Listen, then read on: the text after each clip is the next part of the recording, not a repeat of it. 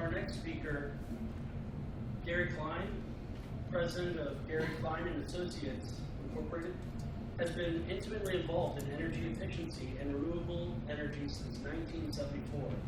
Mr. Klein has a passion for hot water, getting into it, getting out of it, and efficiently delivering it to meet customer needs. After 19 years with the California Energy Commission, he has consulted on sustainability since 2008, with an emphasis on the water, energy, carbon connection. His 1975 degree from Cornell emphasized energy conservation and renewable energies. Gary will discuss how CLEP highly rewards programming standard electric and heat pump water heaters.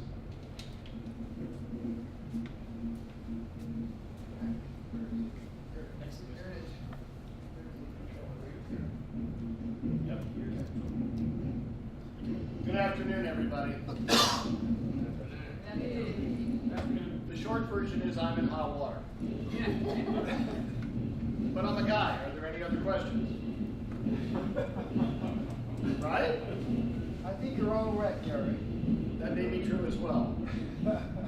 All right. We've touched on this with other speakers.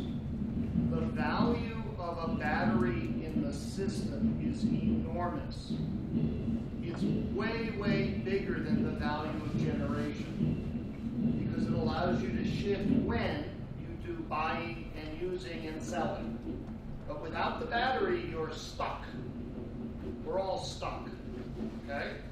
And part of the trick is that we need to change our perspective to using and making and put it into storage for our choices to be made, okay? So a whole bunch of what this is all about is to look for battery opportunities. By the way, I'll tell you that pre-cooling a building while people are in it doesn't feel good. We've been trying that last summer. It didn't work so good. All right? So I worry about some of the strategies that people propose because the occupants don't do well with it. What was just described with Ice Bear, the ice storage, you're not involved. It's an external storage mechanism that's not interacting with you as a human until such time as you ask for energy out of the battery. There are some proposals that I've seen for storing energy in the building by lowering the temperature of the whole building while people are in it and stop doing that just before peak begins.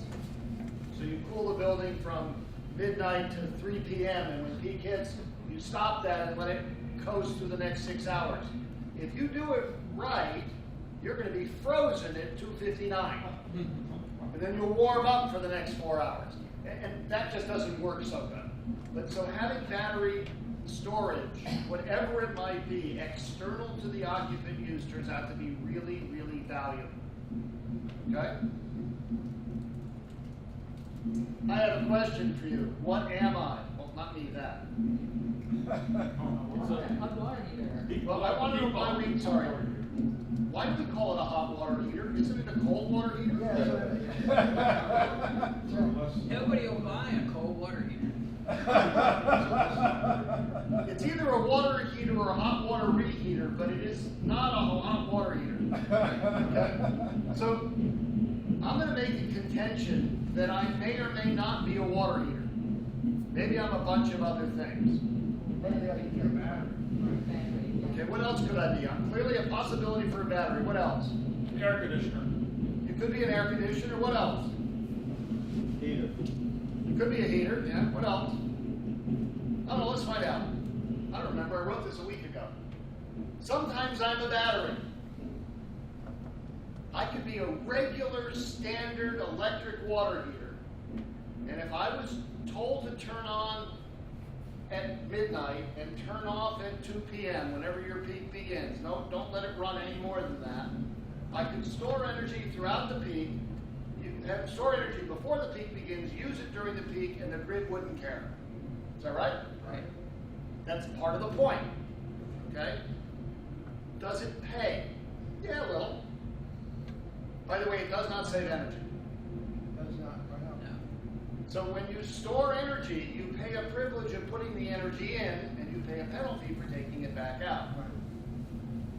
okay? But you get to shift when you use it, and the shift has economic value. So we have to be careful. If you go to the utility commission and say this is an energy saving technique, some techie like me will come in and say that doesn't work that way, right?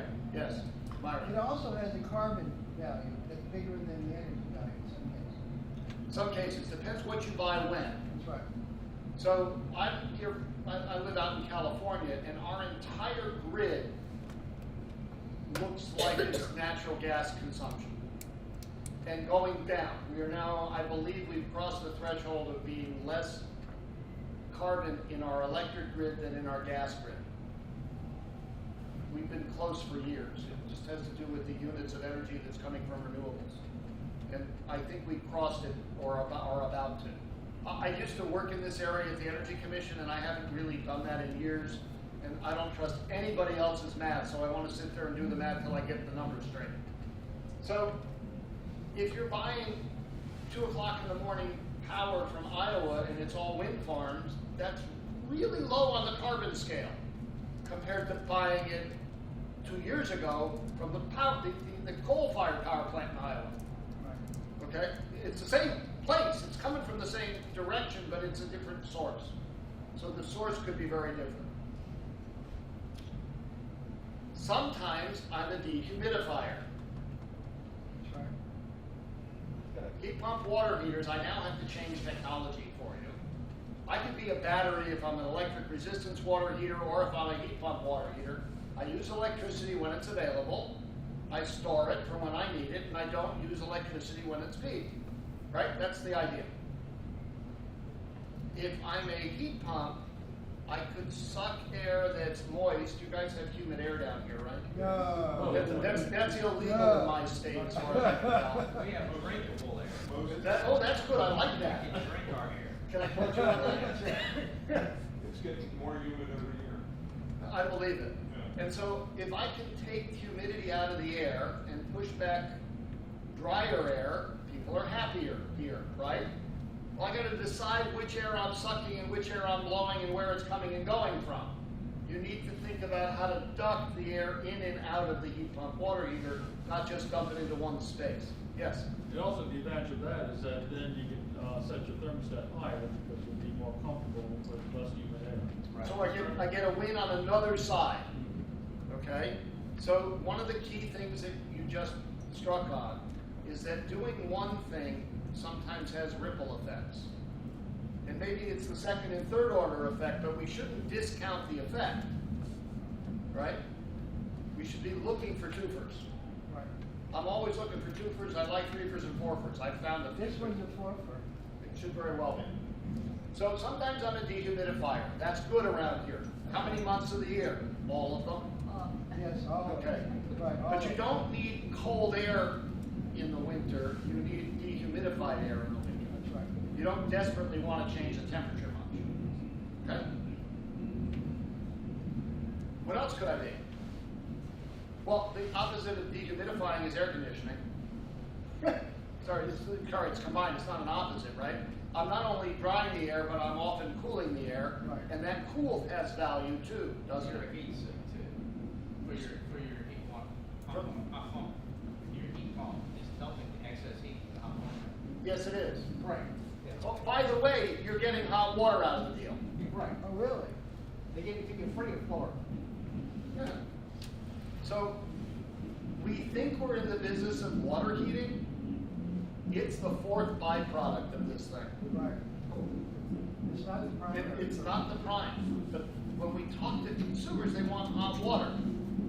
Right? This allows us to change when we buy it and use it when we want it and pay a lower bill. That's the whole point behind CLEP. Right? We can make it much more complicated than that, but I don't think we need to. It's really very simple. What else could we be? Well, I think we've got them all for the moment for hot water. You were helping with the design of the building, right? I've spent the last 25 years looking at plumbing system design. Making the hot water is almost trivial. Okay, we know how to do it. We know known how to do this for a really long time. Delivering it turns out to be a problem. All right? So I have a fun story for you, and then I'll stop because it's not directly related to CLEP, although it's part of the efficiency message. We just studied for the California Energy Commission very intensively a typical hot water day to better understand how hot water distribution systems work with lower flow rates. California is sort of leading the country on lowering flow rates for faucets and showers. Maybe that's a good idea, maybe it's a bad idea, but they wanted someone to study the impact of that in terms of hot water distribution.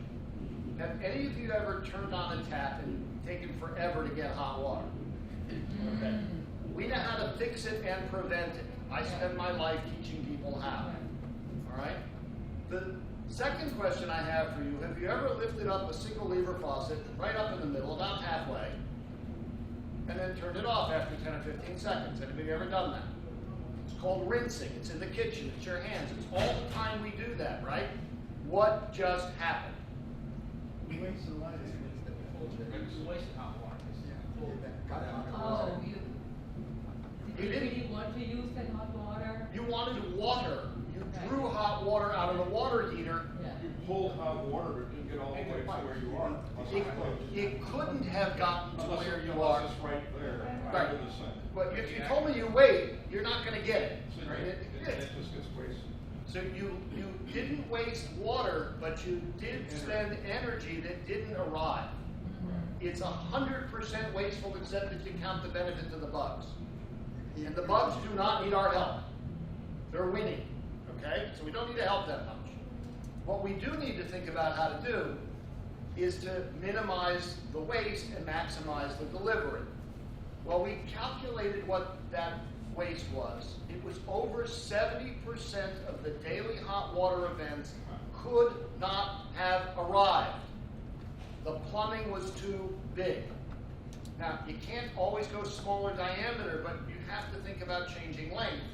And the physical layout of the dwellings is what's driving the length of the plumbing. That's what it looks to be, right?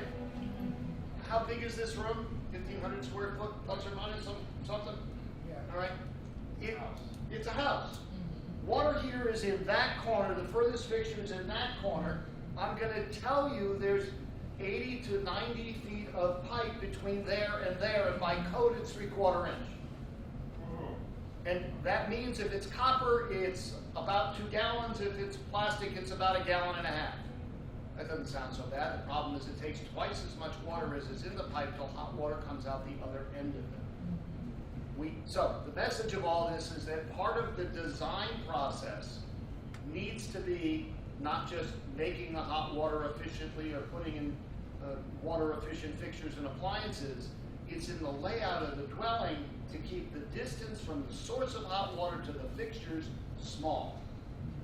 Now, there is a fix for that inadvertent hot water use that you didn't plan on. Did I tell you that the 70% of events was 25% of the hot water use? Okay, that's what it's worth. You didn't get it and you spent it. Right. I'm sorry, this is not smart behavior, it's called a fee. Right? There's a faucet. Is there an IKEA store somewhere near here? No, use them. Houston. That's not close. So it's coming. I know there's a thing that will cycle the water, and if it reaches the temperature you want, then it opens and allows the hot water to flow.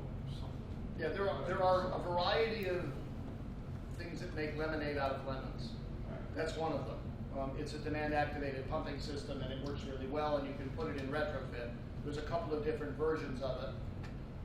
The one I like the best is from gothotwater.com. It's with Got Hot Water, like Got Milk. You should be able to figure all that out. But there's a faucet that if you lift it straight up, you only get cold water. If you go right, you only get cold water. If you go intentionally left of center, you now start to add hot water to the mix, which, given what you're all shaking your head, makes sense. Well, the first one to bring it to the U.S. market is IKEA. And they will drop ship anywhere in the country. But I know that Houston's not close. But I'm expecting all the major manufacturers to start having one within a couple of years. And it's a really sensible approach so that we don't have to change our behavior much, but we get efficient systems. I think we have to pay attention to, what is it? Given human behavior, human nature, we have to design the infrastructure to support efficient behaviors. It's part of what CLEP does. It creates the economic infrastructure for you to want to be more efficient because you get paid for the privilege of doing it. The only Okay. problem with what you said is, it's not efficiency, but sometimes it is. That works well. No, I know. No, Why can't- what I meant was, I shouldn't be, but CLEP pays more than just for efficiency. I didn't say it didn't. I know.